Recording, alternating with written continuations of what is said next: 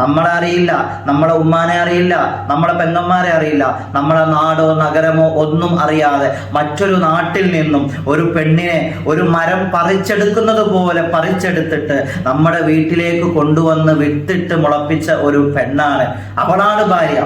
വളരെ പ്രധാനപ്പെട്ട ഒരു കാര്യം പറയാനാണ് ഇന്ന് വീഡിയോയിൽ വന്നത്. പ്രിയപ്പെട്ട കൂട്ടുകാരെ, വല്ലാത്ത ഒരു വിഷമത്തിലാണ്. 2 ദിവസമായി വന്ന കോളുകളിൽ കൂടുതലും തന്റെ ഭർത്താവിന്റെ പ്രശ്നം പറഞ്ഞുകൊണ്ട് ഒരൊറ്റ സ്നേഹത്തിനു വേണ്ടി അവരുടെ പിറകെ യാചിച്ചു നടക്കുന്ന ഭാര്യമാരെ കാണാൻ കഴിഞ്ഞു. ഞാനൊന്ന് ചോദിക്കട്ടെ, നിങ്ങൾ ഇഷ്ടപ്പെട്ട് നാടും നഗരവും അറിഞ്ഞ് ആർഭാടത്തിലെ കല്യാണം കഴിച്ച് നാട് മുഴുവൻ കൊട്ടി ആഘോഷിച്ചിട്ട് കൊണ്ടുവന്ന ഒരു പെണ്ണല്ലേ ഇന്ന് നിങ്ങളെ വീട്ടിലുള്ളത്? അതല്ലെങ്കിൽ ഇന്ന് നിങ്ങളെ പിറകെ യാചിച്ച് നടക്കുന്നത്? ഒന്ന് ആലോചിച്ച് നോക്കൂ, എത്ര മോശപ്പെട്ട ഒരു സംഭവമാണ്. സങ്കടം വന്നുപോയി ചില സ്ത്രീകളുടെ വിഷമങ്ങൾ പറഞ്ഞത് കേട്ടപ്പോ. തന്റെ സ്വന്തം ഭർത്താവിന്റെ ഒരിറ്റ് സ്നേഹത്തിന് വേണ്ടി ഭർത്താവിന്റെ പിറകെ യാചിച്ച് നടക്കുന്ന ഒരു പെണ്ണ്, ഇതിലും വലിയ ഗതികേട് ആ പെണ്ണിന് വേറെ എന്താണ് വരാനുള്ളത്? എൻ്റെ പൊന്നു സുഹൃത്തുക്കളെ, കൂട്ടുകാരെ, കല്യാണം കഴിക്കാൻ പോകുന്നവരും കല്യാണം കഴിച്ച് ജീവിതം തകർന്നു നിൽക്കുന്നവരും നിർബന്ധമായി കേൾക്കുക. ഞാനൊരു കാര്യം പറയട്ടെ, അല്ലാഹു സുബ്ഹാനഹു വ തആല നമ്മളോട് പറഞ്ഞ ഒരു കാര്യമുണ്ട്. ഒരു മനുഷ്യൻ കല്യാണം കഴിക്കണമെങ്കിൽ അവന് ഒരുപാട് നിബന്ധനകളും നിർബന്ധങ്ങളുമുണ്ട്. ഒരു പെണ്ണിനെ കെട്ടിയാൽ അവളെ നോക്കാൻ കഴിയുമെങ്കിൽ മാത്രം നിങ്ങൾ അതിന് തുനിയുക. അവൾക്ക് ചെലവിന് കൊടുക്കാനും അവളുടെ സമാധാനത്തിന് സന്തോഷത്തിന് അവളുടെ കൂടെ നിൽക്കാനും അവൾക്ക് വേണ്ട കാര്യങ്ങളെല്ലാം ചെയ്തു കൊടുക്കാനും പറ്റുമെങ്കിൽ മാത്രം നിങ്ങൾ കല്യാണം കഴിക്കുക. ഇനി കല്യാണം കഴിക്കാൻ പോകുന്ന ചെറുപ്പക്കാരാണെങ്കിൽ ദയവ് ചെയ്ത് നിങ്ങളോട് എനിക്ക് പറയാനുള്ളത്, ഒരുപാട് പെണ്ണുങ്ങളെ ജീവിതം ഇന്ന് പെരുവഴിയിലാണ്. ഒരുപാട് പെണ്ണുങ്ങൾ വളരെ കഷ്ടപ്പാടിലാണ്.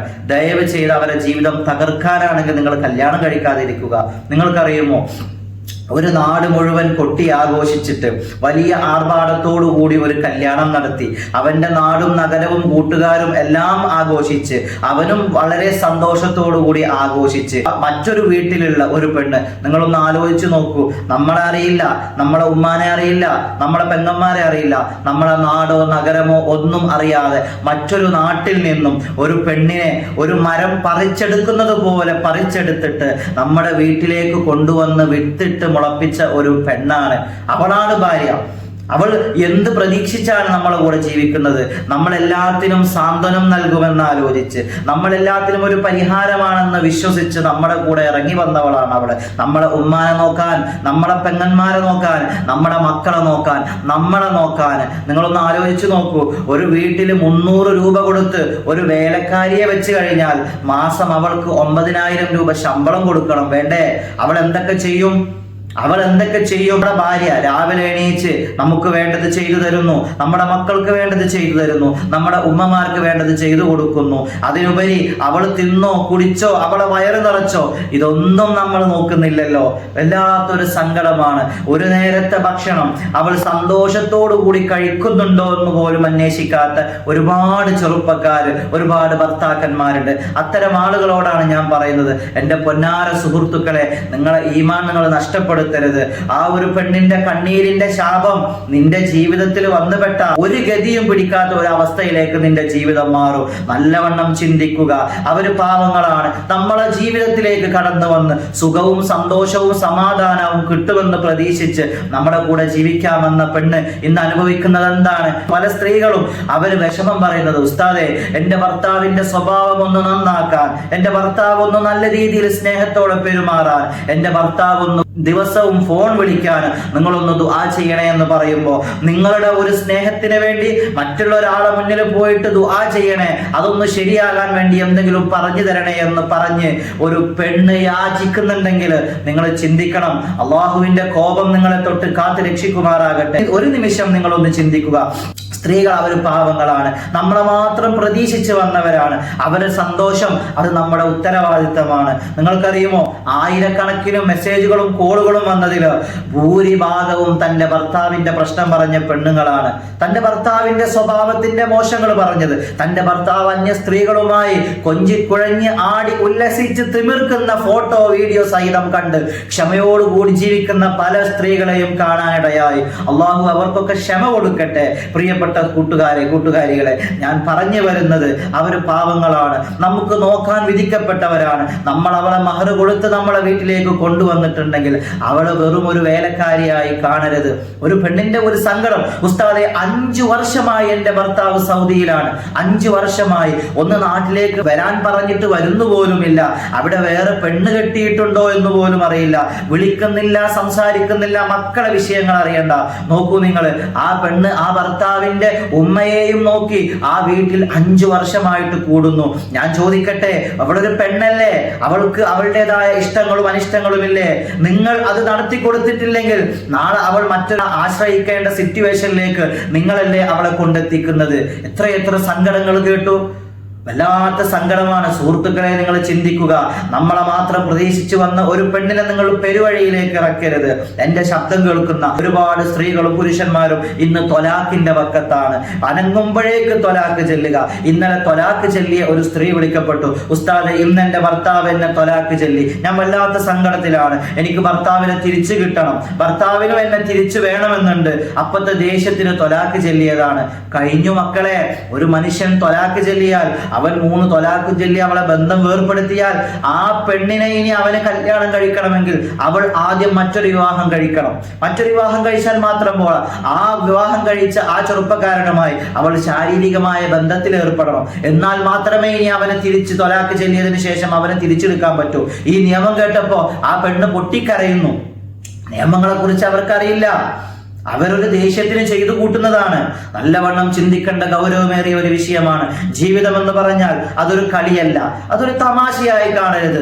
ജീവിതം എന്ന് പറഞ്ഞാൽ ഒരു ഭാര്യയും ഭർത്താവും ഒരു പുഞ്ചിരിച്ച് സന്തോഷത്തോടു കൂടി ജീവിക്കുമ്പോൾ ഒരുപാട് മലായികത്തുകൾ സന്തോഷിക്കുന്ന ഒരു സമയമാണ്. നിങ്ങൾ നോക്കൂ, നമ്മൾ കല്യാണം കഴിച്ച ഒരു ഭാര്യയുമായി നല്ല സന്തോഷത്തോടു കൂടി ശരീരം പങ്കിടുന്നത് പോലും അതുപോലും നമുക്ക് കൂലി ലഭിക്കുന്ന കാര്യമാണ്. അപ്പോൾ അതിനുവേണ്ടി യാചിച്ച് നടക്കുന്ന ഒരു പെണ്ണിന്റെ അവസ്ഥയെ കുറിച്ചൊന്ന് ചിന്തിച്ചു നോക്കൂ. അവര് പാവങ്ങളാ. നമ്മൾ പോയി നിൽക്കോ ഒരു ഭാര്യ വീട്ടിൽ ഒരു പരിധിയിൽ കൂടുതൽ? നമ്മൾ പോയി നിൽക്കോ? നിങ്ങൾ ചിന്തിച്ചു നോക്കാണേ, നമ്മളെ ഭാര്യയുടെ വീട്ടിൽ പോയിട്ട് എത്ര ദിവസം നിൽക്കും? നമുക്കതിന് കഴിയുമോ? ഒരിക്കലും കഴിയില്ല. നേരെ മറിച്ച് അവരെ നാടും വീടും നഗരവും വിട്ട് നമ്മളെ കൂടെ ജീവിക്കാൻ വേണ്ടി അവര് നമ്മുടെ വീട്ടിൽ വന്ന് അവര് വേലക്കാരിയെ പോലെ ജോലി ചെയ്യുമ്പോൾ എന്താണ് അതിന്റെ അവസ്ഥ? നിങ്ങളൊന്ന് ചിന്തിച്ചു നോക്കൂ. വല്ലാത്ത ഗൗരവമേറിയ വിഷയമാണ്.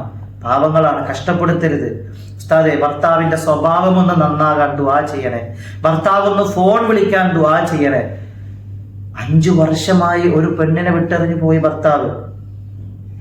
വല്ലാത്ത ഗൗരവമേറിയ വിഷയമാണ്. എൻ്റെ വോയിസും എൻ്റെ വീഡിയോയും കേൾക്കുന്ന ഭൂരിഭാഗം സ്ത്രീകളും തൻ്റെ ഭർത്താവിൻ്റെ അരികിൽ നിന്നും പീഡനം അനുഭവിക്കുന്നവരാണ്.